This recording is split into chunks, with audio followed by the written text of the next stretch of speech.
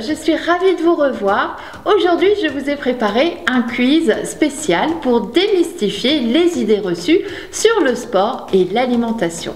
Je vais donc vous poser des questions en mode vrai ou faux. Vous aurez un petit temps de réflexion et juste après, je vous donne l'explication. Attention, certaines réponses risquent de vous surprendre. Alors prêt? C'est parti!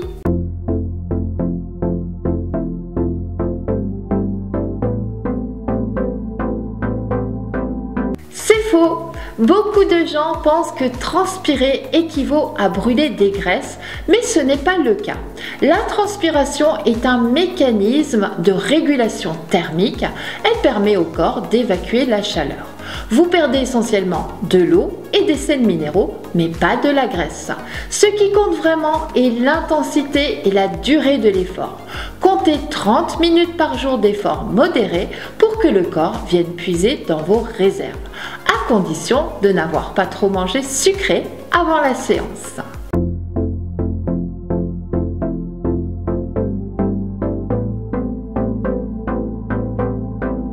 C'est encore faux! Les carottes sont riches en bêta-carotène, un précurseur de la vitamine A, qui est essentiel à la santé des yeux. Cependant, elles ne corrigent pas la vue ni ne rendent la vision plus perçante. Cette idée reçue vient de la Seconde Guerre mondiale où les Britanniques ont propagé ce mythe pour cacher l'utilisation de leur radar amélioré. Retenez cependant qu'une alimentation riche en antioxydants comme les fruits rouges ou les légumes verts est bénéfique pour les yeux.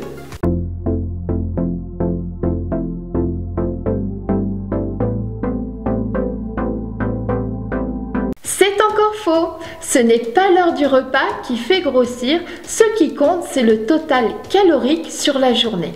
Le corps ne stocke pas plus de graisse le soir qu'à un autre moment de la journée.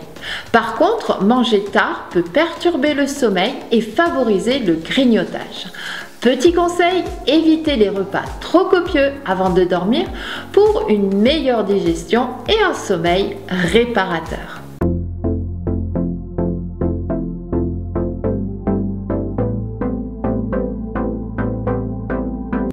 Là, c'est faux. Une teneur en sucre ou en matière grasse en moins ne garantit pas des calories en moins. Tout dépend des éléments qui remplacent ces derniers, sans oublier qu'en plus les édulcorants ne font que stimuler votre faim. Par conséquent, vous risquez même de prendre du poids au lieu d'en perdre.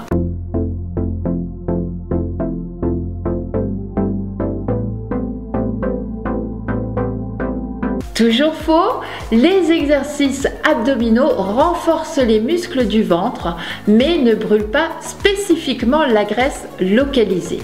La perte de graisse se fait de manière globale et dépend d'un déficit calorique, c'est-à-dire dépenser plus et consommer moins. Ce qui fonctionne est une combinaison de musculation, de cardio et une alimentation équilibrée.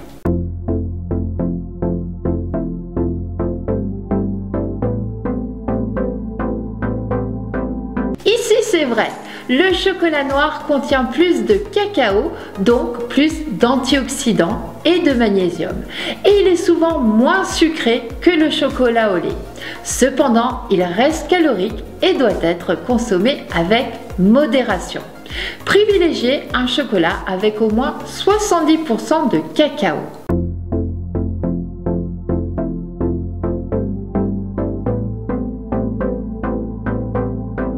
Retour du faux, les étirements statiques avant une séance de sport peuvent diminuer la performance musculaire et n'ont pas été prouvés efficaces pour réduire les blessures.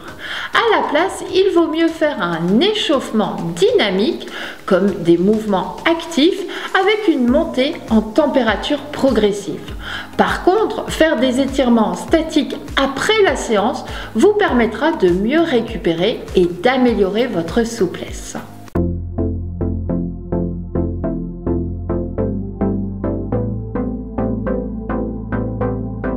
Toujours faux, Le gluten est une protéine présente dans certaines céréales comme le blé, le seigle et l'orge.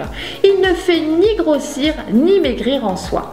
Par contre, il est bien souvent présent dans des produits qui contiennent beaucoup de sucre et de graisse comme les pizzas, les burgers, les gâteaux, les viennoiseries ou encore les plats préparés.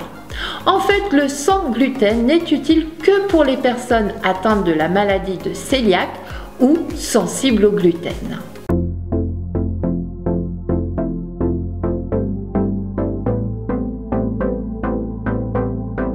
Encore faux, les légumes surgelés sont souvent congelés rapidement après récolte, ce qui préserve leurs vitamines et minéraux. A l'inverse, les légumes frais perdent parfois des nutriments s'ils sont stockés trop longtemps.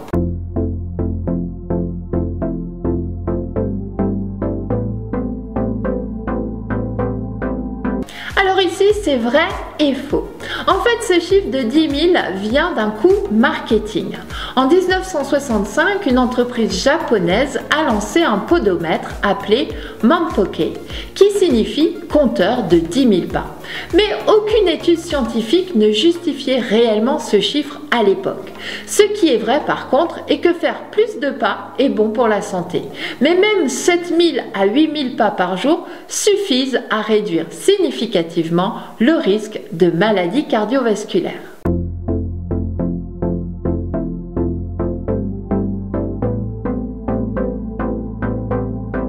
Retour du faux. Cette affirmation provient de très habiles publicités de certaines eaux en bouteille qui, se basant sur le fait exact que l'eau n'apporte pas de calories, en déduisaient qu'en boire faisait maigrir.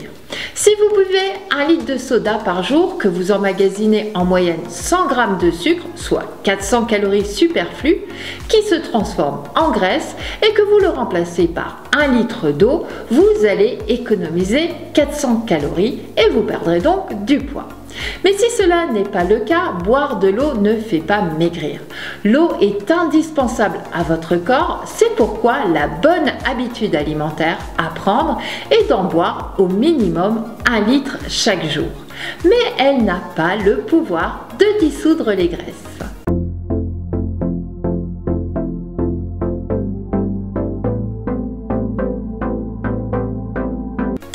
Faux, des études ont montré que les coureurs réguliers ont moins d'arthrose que les personnes sédentaires.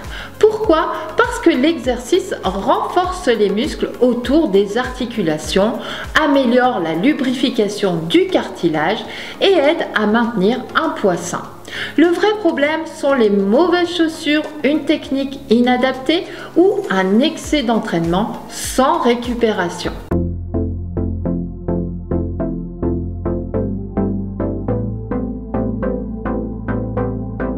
Encore faux, beaucoup de gens pensent que la viande est plus riche en protéines et en nutriments que le poisson.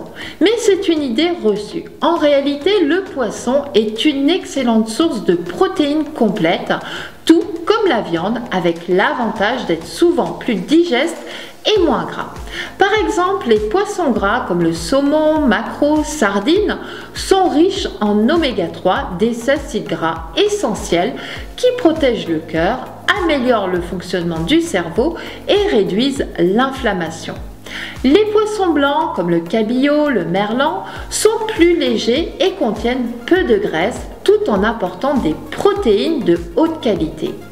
La viande rouge, quant à elle, contient plus de fer héménique, qui est mieux absorbé par l'organisme. Conclusion, tout dépend de vos besoins.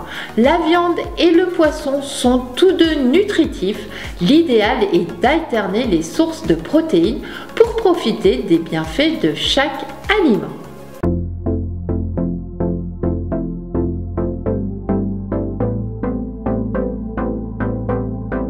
Encore et toujours faux, j'aurais peut-être dû mettre un peu plus d'affirmations vraies. Alors ici, beaucoup de femmes ont peur de devenir trop musclées en soulevant des poids, mais la réalité est différente. La prise de muscle dépend de nombreux facteurs. La génétique, les hormones, l'alimentation, l'entraînement. Les femmes ont naturellement un taux de testostérone plus bas ce qui limite le développement musculaire massif. En revanche, la musculation a de nombreux bienfaits. Elle affine la silhouette, améliore le métabolisme et renforce le corps.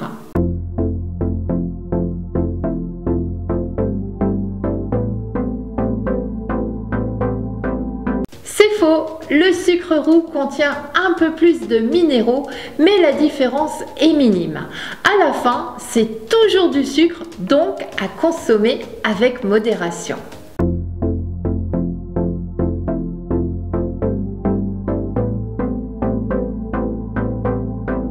Alors ici, c'est vrai et faux à la fois. Dans le cas où s'entraîner le ventre vide devient une habitude, le corps s'adapte et apprend à puiser sa source d'énergie, habituellement venant des glucides, dans les réserves de graisse, ce qui peut être utile pour la perte de poids. Mais soyons honnêtes, vous ne verrez pas vos poignées d'amour disparaître, s'envoler, juste parce que vous allez courir le ventre vide. Ça aide, mais ça ne fait pas tout. Ce qui est important, c'est ce que vous allez manger dans la suite de votre journée. D'où ma petite mise en garde. En vous entraînant à jeun, vous serez peut-être amené, en tout cas au début, à ressentir des fringales à la suite de votre séance. Et très souvent, c'est à ce moment-là que l'on craque pour tout et surtout pour n'importe quoi. Gardez en tête qu'une prise de poids arrive lorsque vous consommez plus de calories que vous n'en dépensez.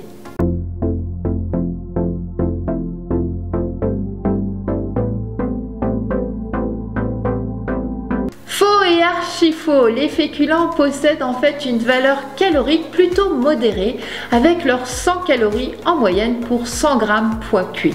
Une portion de féculents au repas permet d'apporter à l'organisme de l'énergie lentement diffusée afin de maintenir une glycémie stable pendant plusieurs heures et d'éviter les fringales entre chaque repas qui poussent à manger des aliments sucrés.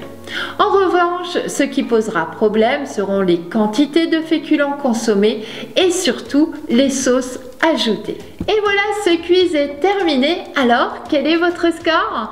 Faites-le moi savoir en commentaire. Pensez également à liker, vous abonner et activer la cloche pour ne rien rater des prochaines vidéos. Un dernier petit conseil, ne croyez pas tout ce qu'on vous dit. Testez et faites votre propre opinion en fonction de votre corps et surtout de vos envies. Allez, on se retrouve la semaine prochaine. En attendant, je vous souhaite un excellent week-end.